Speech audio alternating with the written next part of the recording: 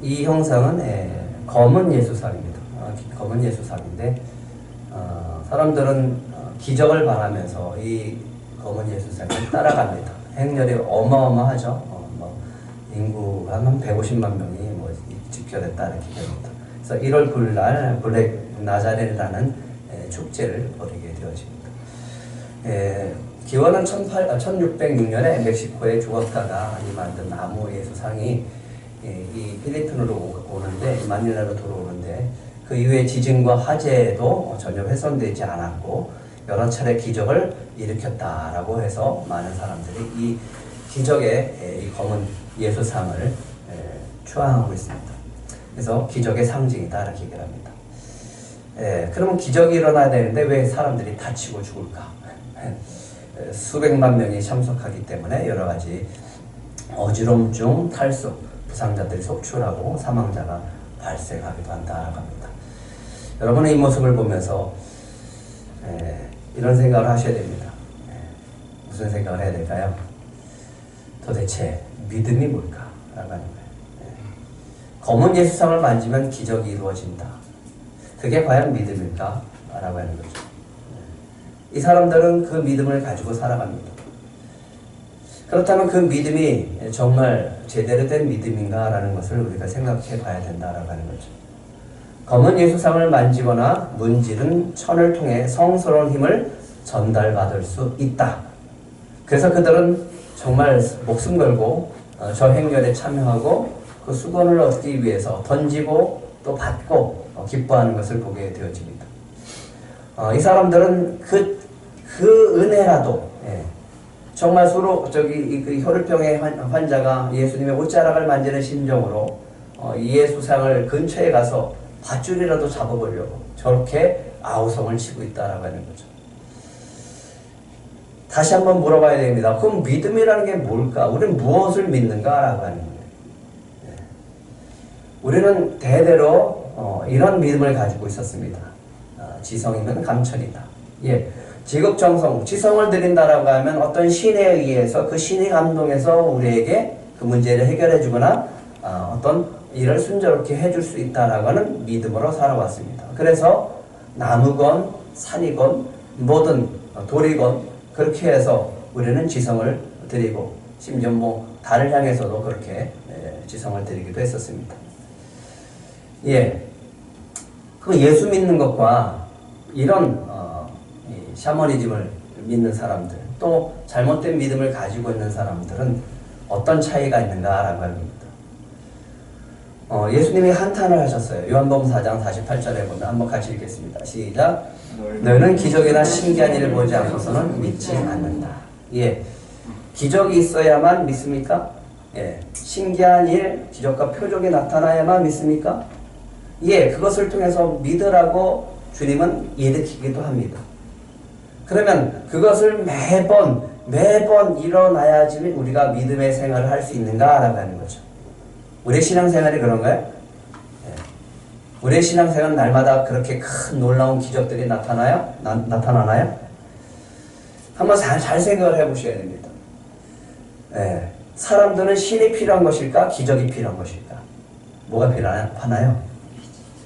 기적이 필요하지 신이 필요 없어요. 신은 그저 기적을 베풀어주는 어떤 존재라고 그런 믿는 거죠. 예수님이 하도 표적을 요구하는, 하늘로부터 내려오는 표적을 구하는 이 바리새인들, 서기관들 앞에서 얘기합니다. 마태복음 16장 2절부터 4절까지 한번 같이 읽겠습니다. 시작. 예수께서 대답하여 이르시되 너희가 저녁에 하늘이 붉으면 날이 좋겠다 하고 아침에 하늘이 붉고 흐리면 오늘은 날이 붉겠다 하나니 너희가 날씨는 분별할 줄 알면서 시대의 표적은 분별할 수 없느냐? 악하고 음란한 세대가 표적을 구하나 요나의 표적밖에는 보여줄 표적이 없느니라 하시고 그들을 떠나 가시느니라. 그들을 떠나버리셨어요. 가는 곳마다 하나님의 아들이시면 메시아라면 표적을 보여주세요. 표적을 보여주세요. 그렇게 많은 표적을 보여줬음에도 불구하고 믿지 않으면서 또 보여달라는 거예요. 또 보여달라는 거예요. 또 보여달라는 거예요. 우리의 믿음은 무엇인가? 뭘 믿어야 되는가? 우리는 고민해 봐야 됩니다. 우리는 무엇을 믿고 살아가는가?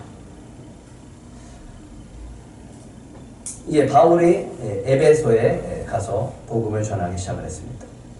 근데 하나님이 바울의 손으로 놀라운 능력을 행하게 하시는, 사람들이 바울의 몸에서 손수건이나 앞치마를 가져다가 병든 사람에 얹으면 병이 떠나고 악기가 떠나는 거예요.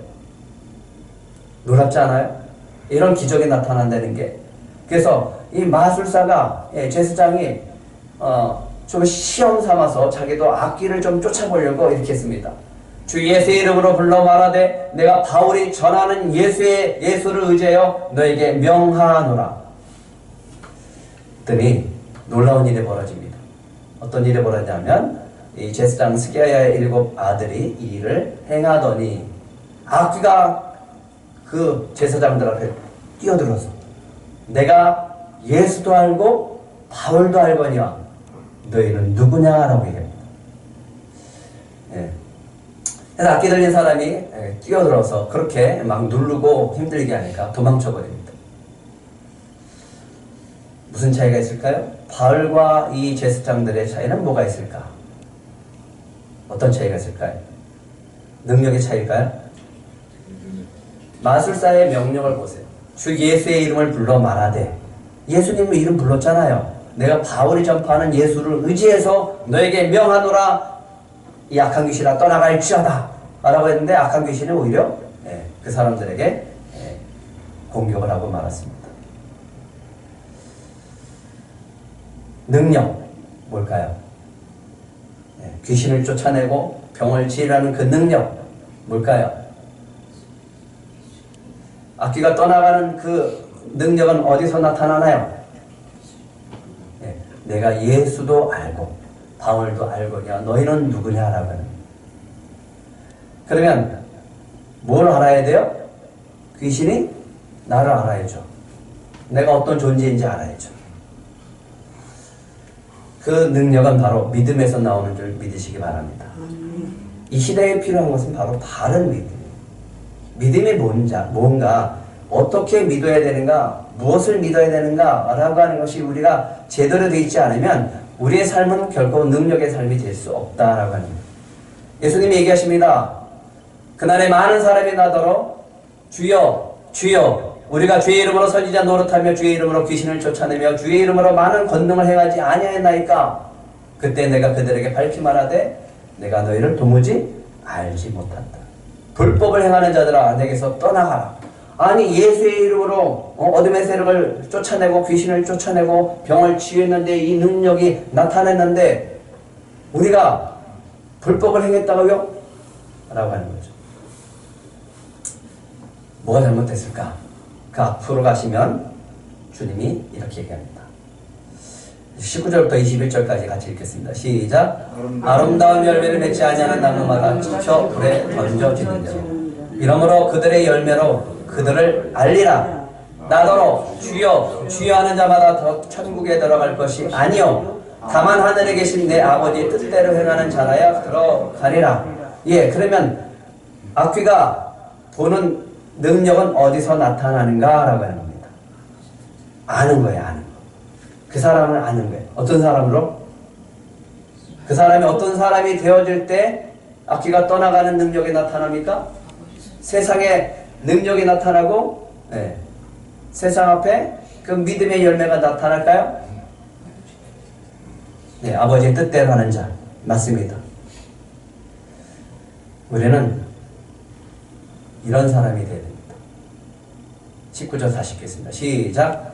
아름다운 열매를 맺지 아니하는 나무마다 찍혀 불에 던져지느니라. 그러면 어떤 나무가 되어야 됩니까? 어떤 열매요?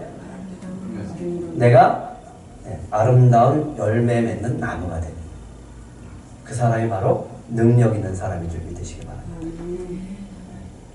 귀신도 알아요. 믿습니다가 아니라 이걸만 하는 믿습니다가 아니라 내가 아름다운 열매 맺는 나무가 되어졌을 때 그 능력이 나타나는 거예요. 왜? 아름다운 열매에게 아름다운 열매가 맺어지니까. 열매로 본다 그랬어요. 열매로. 그 사람이 열매를 본다 그랬어요. 저는 이 말씀을 가지고 늘 기도합니다. 예, 아름다운 열매 맺는 목회자, 종, 하나님의 사람이 되게 해주시옵소서. 그래서 주님이 보시기에 아름다운 열매를 통해서 나를 모른다라고 하지 않기를 간절히 바랍니다. 그것이 이 시대에 능력이 있는 삶입니다. 바울의 초점과 스게아의 7 아들의 초점이 다른 걸 볼 수 있어요. 어디에 초점을 가지고 살아가는가? 아름다운 열매 맺는 나무는 하나님 나라에 초점을 둬요. 교회에 초점을 둬요. 복음에 초점을 둬요. 하나님 말씀에 초점을 둬요. 예수 그리스도에 초점을 둬요. 바울 자신이 아니라고요. 근데 스게아의 아들의 초점은 그 능력을 통해서 자기 능력이 되어져서 자기가 드러나는 거예요. 이 차이예요. 주님이 드러나느냐 내가 드러나느냐 이 차이가 있는 거예요. 바울이 에베소에서 복음을 전할 때 두 해 동안 열심히 복음을 전하고 하나님 나라를 세워가면서 교회를 세워갑니다. 에베소에 사는 유대인과 헬라인들이 다 이를 알고 두려워하며 주 예수의 이름을 높이고 그 사람들이 바울을 높였습니까? 예수의 이름을 높였습니까? 예수님의 이름을 높였어요. 많은 사람들이 와서 자복하여 행한 일을 알리며 또 마술을 행하던 많은 사람들이 그 책을 모아 가지고 와서 모든 사람 앞에서 불사르니 그 책값을 계산한 즉 은 5만이 되더라. 얼마나 많은 사람들이 이 잘못된 이 신앙을 가지고 살아가는지, 무엇을 믿어야 될지 어떻게 믿어야 될지를 모르니까 그들의 신앙의 삶은 엉뚱한 삶을 살게 되어지는 거죠. 20절 한번 같이 읽겠습니다. 사도행전 19장 20절 시작. 이와 같이 주의 말씀이 힘이 있어 흥황하여 세력을 얻으니라. 주의 말씀이 우리들 삶 가운데 흥황하게 되어지는 역사가 있기를 축복합니다. 믿음이라는 게 뭘까 그러면 우리가 하나님을 감동시키면 하나님께서 우리에게 기적을 베풀어진다 라고 믿는 것일까? 우리는 그렇게 살아왔어요. 그렇게 믿는다고 생각했습니다. 그래서 하나님께 뭔가를 열심히 해야 된다고 생각했어요. 공적을 쌓아야 된다고 생각했습니다. 헌신해야 된다고 생각했어요. 그래서 하나님을 기쁘게 해야 된다고 생각했습니다. 잘 보세요. 그러면 우리가 기적을 바라보는 것인가 정말 주님을 바라보는 건가? 내 유익을 위해서 신앙생활하는 것인가? 목적이 어디 있는가라고 하는 거죠. 우리도 기적을 바라보고서 주님을 감동시키려고 하는 거 아닌가? 그러면 다른 종교와 뭐가 다른가? 라고 하는 거죠. 그렇다면 믿음이란 무엇인가? 라고 하는 것을 다시 한번 우리가 정립해보고 다시 한번 생각해 봐야 된다라고 하는 거예요. 믿음이 뭘까? 믿음이 뭘까? 수시로 물어보세요. 믿음이 뭘까? 그럼 우리는 무엇을 믿어야 하는가? 그럼 믿음의 대상은 누구인가? 이것을 점검하지 않고 살아가면 우리의 믿음의 생활은 엉뚱한 데로 갈 수 있다라고 하는 거예요. 자꾸만 주님께 향하지 않고 내 자신을 향하게 되어 있다라고 하는 거죠. 히브리서 우리는 너무나 잘 알고 있죠.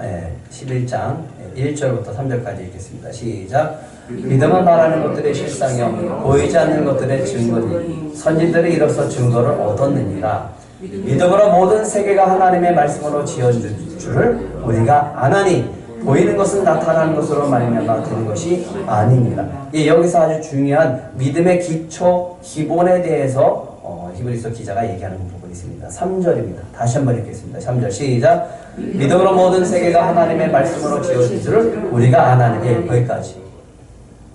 뭐라 한다고요?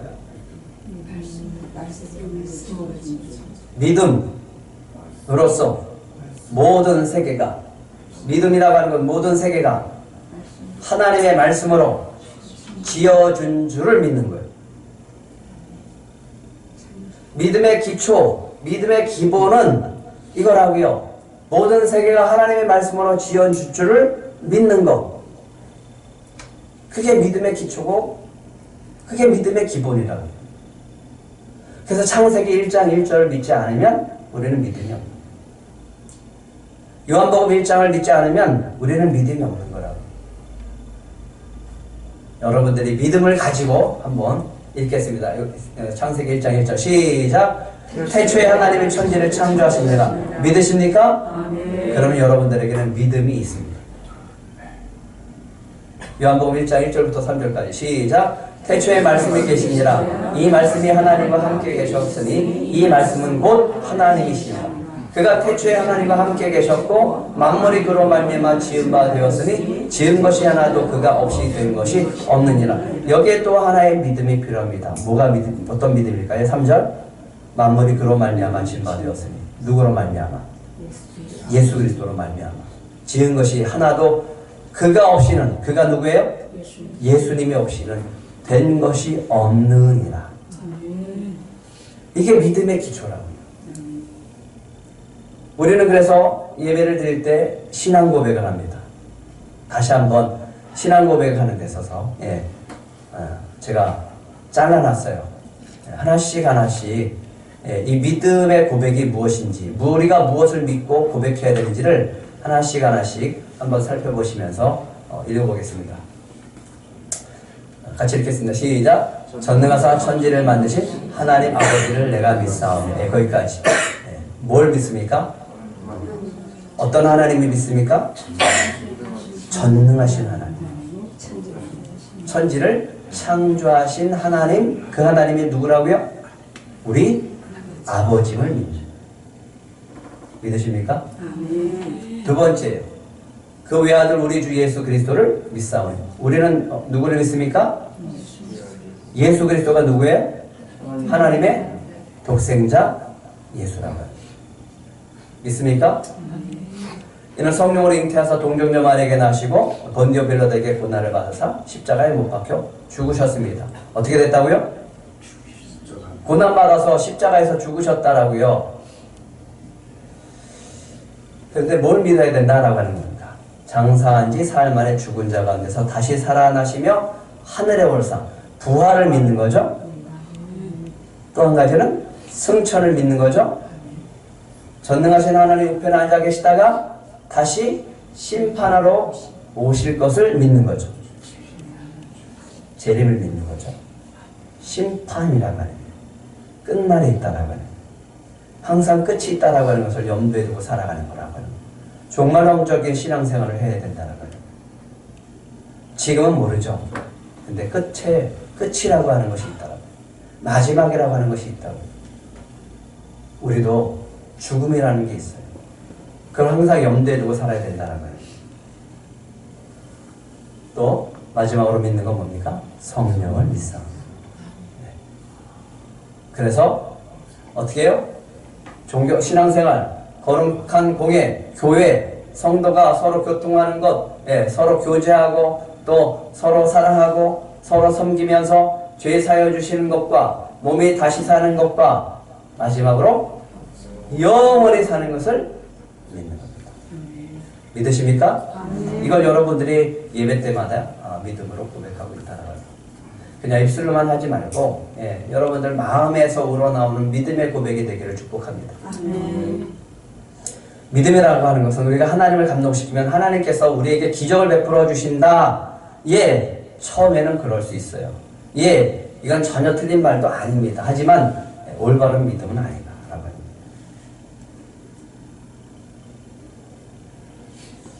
하나님을 오해하고 하나님을 잘못 믿기 때문에 그래요. 하나님은 그런 분 아닙니다.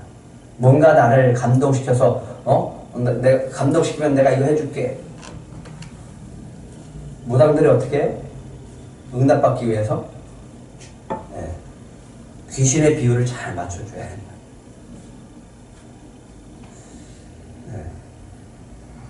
귀신의 비율을 잘 맞춰줘야 되는 거예요. 우리가 그런 신앙을 갖고 있습니까? 그렇지 않아요. 이 믿음이 필요합니다. 하나님이 하나님의 사랑으로 우리를 감동시켜 주시는 줄 믿으시기 바랍니다. 하나님은 먼저 찾아오시고요. 하나님은 사랑으로 우리를 감동시켜 주는 분이지 우리가 하나님을 감동시켜 주는 건 아니에요. 뭘 얼마나 감동시키겠어요? 믿음이라고 하는 건 하나님은요, 아버지의 사랑으로 나를 하나님의 자녀답게 만들어 가시는 분을 믿는 거예요. 다시요. 한번 읽어보실래요? 시작.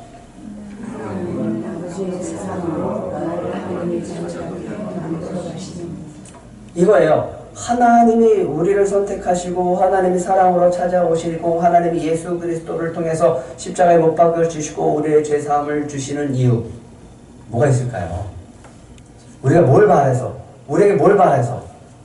네? 어떤 재령을 받기 위해서? 무슨 공로를 쌓기 위해서? 얼마나 헌금을 많이 하기 위해서? 아니라고요. 하나님이 얘기하는 거는 내 사람부터 먼저 받으라고요. 내 사람부터 먼저 받을 줄 알아야 된다라고요. 근데 우리는 사람들은 그걸 잘 모르고 뭔가 자기가 해야 된대요. 뭔가. 그래서 부담스러워서 교회 나오기 싫대요. 그래서 작은 교회 나오기 싫대요. 주님 그거 원하지 않아요. 먼저 말하는 것이 있어요. 내 사람부터 먼저 받으라. 내 사람부터 먼저 받을 줄 아는 자녀가 되기를 원하는 거예요.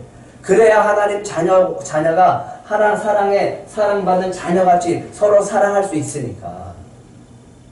이유가 뭘까요? 왜 예수님을 십자가에 못 박아서 우리를 구원하시나요? 다른 거 없어요. 맨 마지막에 고백했잖아요. 사도신경에. 나와 영원히 함께 하시기 원해서. 나와 영원히 함께 하기를 원해서 내가 하나님과 영원히 함께 할 존재이기 때문에 그 사랑을 베풀어 주는 거예요. 이게 믿음이란 말이에요. 믿으십니까? 이게 믿음 아니라고요. 네? 이런 행위가 믿음의 행위가 아니라. 근데 오늘 참 놀라운 일이 벌어집니다. 예수님이 배를 타고서 제자들과 함께 이 바다를 건너게 됩니다. 이 갈릴리 바다를 건너는 동안에 문제가 생기죠. 무리를 떠나서 예수를 배에 계신 그대로 모시고 가매 다른 배들도 함께 하더니 뭐가 일어났습니까? 큰 광풍이 일어났습니다. 물결이 배에 부딪혀 들어와 배에 가득하게 되었습니다. 파도가 치고 물결이 새어나오니까 그 물이 바닷물이 이 배 안으로 막 들어오는 거예요. 그럼 어떻게 됩니까? 배가 침몰하죠? 침몰하면 죽죠? 이렇게 되어지는 거죠. 38절 같이 읽겠습니다. 시작. 예수께서는 고물에서 베개를 베고 죽으시더니 제자들이 깨우며 이르되 선생님이여 우리가 죽게 된 것을 돌보지 아니하시나이까. 예수님 뭐하고 계시다고요? 그림을 너무 잘 그려놨죠? 예수님은 주무시잖아요. 제자들은 미치겠는 거예요. 예수님은 주무시고 바다는 흉흉해지고 바람은 불고 물결은 파도를 높이 치면서 배에 물이 들어오기 시작을 하는데 선생님이요. 왜 찾습니까? 선생님이요. 우리가 죽게 된 것을 돌보지 아니하시나이까. 예수님 지금 잠잘 때니까 우리가 다 죽게 생겼는데 예수님이 함께 계시는데 왜 이런 일이 일어날까요? 우리 예수 믿잖아요. 우리 교회 다니잖아요. 우리 하나님 믿잖아요. 우리 신앙생활 하잖아요. 그런데 왜 풍랑을 만나냐고. 왜 풍랑을 만날까요? 그걸 알면 내가 여기 있냐? 그러시나요? 네. 풍랑을 주님이 허락하시는 거예요. 시편 107편 25절 같이 읽겠습니다. 시작. 여호와께서 명령하신즉 광풍이 일어나 바다 물결을 일으키는도다. 우리는 생각합니다. 내가 예수 믿는데 왜 이런 일이 벌어집니까? 정말 별의별 일이 다 벌어져요. 난 예수 믿는데 왜? 난 예수 믿는데 왜? 저도 예수 믿는데 망했어요. 부도가 났어요. 그렇다고 예수를 대충 믿었냐? 그래서 그런가? 내 나름대로 그래도 성가대도 하고 주일학교 교사도 하고 직장도 열심히 다니고 헌금도 열심히 하고 교회에서 정말 사람들이 알아줄 만큼 헌신하고 봉사해줬는데 예수 믿는데 왜 기적이 일어나지 않습니까? 예수 믿는데 왜 이런 기적이 나타나지 않습니까? 큰 강풍을 허락하시는 이유가 뭘까요, 그럼? 성경에 있잖아요. 그대로 읽으시면 됩니다. 큰 강풍을 허락하시는 이유. 제자들이 깨우며 이르되 선생님이여 우리가 죽게 된 것을 돌보지 아니하시나이까 라고 합니다. 생각해 보세요. 예수님 언제 찾습니까? 예수님 언제 찾냐고요?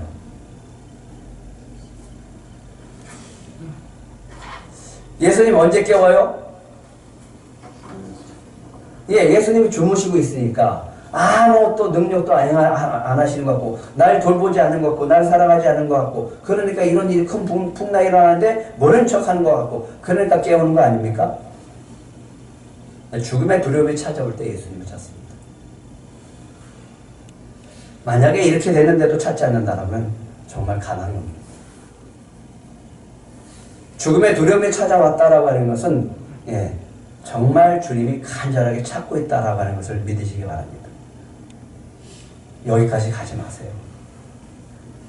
두려움이 올 때 얼른 찾으세요. 그리고 두려움 올 때 얼른 예수님을 붙잡으세요. 어떻게 해요? 예수님 좀 일어나서 우리 좀 살려주세요. 예수님 일어나서 우리 좀 살려주세요. 그러면 되는 거라고. 우리가 언제 예수님을 찾냐 이거죠. 우리 인생 속에서 언제 예수님을 찾냐고요. 복음을 그렇게 전해도 예수를 믿으라고 그렇게 전해도 교회 나오라고 그렇게 얘기를 해도 안 나오잖아요. 그럼 어떻게 해요? 나오게 할 수 있는 방법. 언제 찾는다고요? 죽음의 두려움이 찾아올 때 찾아요. 너무 가슴이 아파요. 그럴 때. 주님이 사랑합니다. 당신을 주님이 찾고 계시고 주님의 사랑을 받아들이세요라고 복음을 전해도 그분들은 손사래를 쳐야 합니다. 아직 때가 안 됐다 그러고 정중하게 거절하기도 하죠. 다음에 가겠습니다. 다음에 가겠습니다. 근데 다음에 진짜 올까? 제 가슴에 너무 가슴이 아픈 거 여러 번 얘기했잖아요. 여기 쌀 장사하시는 그 트럭 갖고 장사하시는 분인데 계속 복음을 전했는데 어느 날 보이지 않고 1년 뒤에 제가 알았어요. 너무 안 보이길래 그 주변에 있는 음식점에 물어봤더니 1년 전에 돌아가셨대요. 그분 앞에 트럭 본네트 앞에 저 성경책 있어요. 성경 읽으세요? 읽는데 근데 믿어지진 않는데. 이 시대의 우상이 뭘까요? 이 시대의 우상은 뭘까요? 성경은 탐심이라고 그러고 돈이라고 합니다. 근데 이 시대의 우상은요, 편안함이래요. 안락함이래요. 모든 인간들이 이 편안함과 안락함을 쫓아가다가 다 죽는 거예요. 우리가 기도하죠. 전쟁이 일어나지 않게, 전쟁이 끝나기를. 이 혼돈한 세상 속에서 우리가 좀 정치인들이 바로 하기를. 누가 허락하시는 거예요? 누가 허락하신 거예요? 그 속에서 우리는 뭘 찾아야 될까 하는 거예요. 예수님을 찾게 하는 방법이 있습니다. 뭘까요? 예수님을 오늘 찾게 하는 방법, 예수님을 두드려서 예수님을 깨우는 방법 뭐냐고요? 큰 풍랑이잖아요. 예수님을 깨웠습니다. 예수님이 일어나셨어요. 바람을 꾸짖으시며 바다더러 이르시되 잠잠하라 고요하라. 바람이 그치고 잔잔해졌습니다. 제자들에게 합니다. 어찌 이렇게 무서워하느냐? 너희가 어찌 믿음이 없느냐? 라고 책망하시죠. 그럼 믿음이라는 게 도대체 뭔가라고 하는 거예요. 그러면 예수님과 함께하기 때문에 우리가 풍랑을 보고도 두려워하지 않는 게 믿음일까? 그러면 예수님 안 깨우는 게 미친 척하고 나도 같이 그냥 잠자는 게 믿음인가? 도대체 믿음이라는 게 뭘까라고 하는 거예요. 한번 따라해 보실래요? 큰 폭풍으로 무서워하는 우리와 한 배에 타고 계시다는 것. 누가? 예수님이요. 그게 믿음이라고요. 주님이 원하는 믿음은 내가 너희와 함께 이 폭풍 가운데서 한 배를 타고 있단다라고 하는 것을 믿으라고 하는 거예요. 어렵나요? 주님이 요구하는 믿음이 어렵냐고요.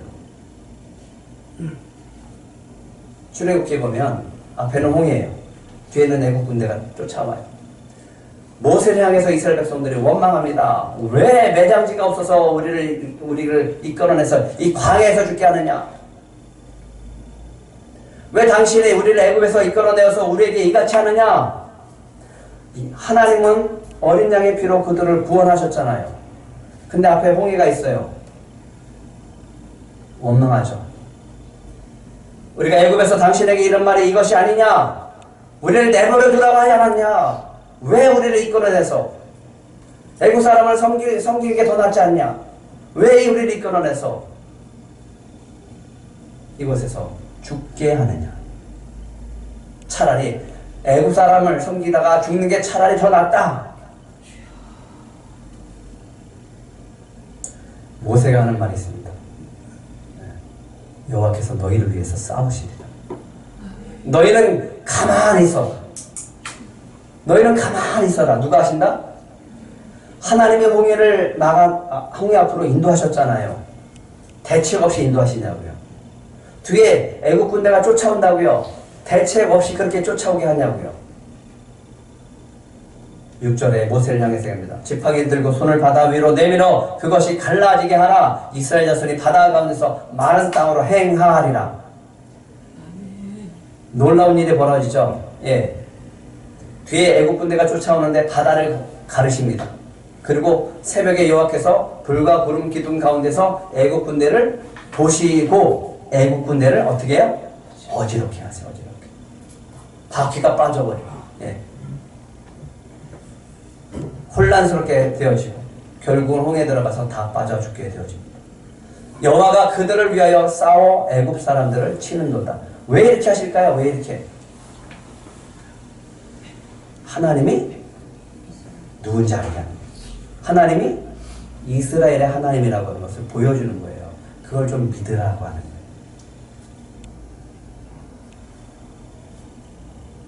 마가복음 4장 40절 41절 같이 읽겠습니다. 시작. 이에 제자들에게 이르시되 어찌하여 이렇게 무서워하느냐? 너희가 어찌 믿음이 없느냐 하시니 그들이 심히 두려워하여 서로 말하되 그가 누구에게 바람과 바다도 순종하는가 하였더라. 예, 예수님이 큰 폭풍을 허락하신 이유 한 가지입니다. 뭘까요? 41절 다시 읽겠습니다. 시작. 그들이 심히 두려워하여 서로 말하되 그가 누구이기에 바람과 바다도 순종하는가? 도대체 예수님이 누군가? 이거 하는 겁니다. 예수님이 나와 함께 하시는 예수님이 누군가? 이거 질문하게끔 하시려고 큰 폭풍 허락하신 거예요. 이거 알면 되는 거예요. 예수님이 누구이신지 알게 하는 방법이 뭐라고요? 큰 폭풍이라고요. 여러분 안에서 여러분의 인생에 큰 폭풍이 찾아왔습니다. 그러면 허락하시는 이유가 뭐라고요? 예수님이 누구신가? 라고 하는 거예요.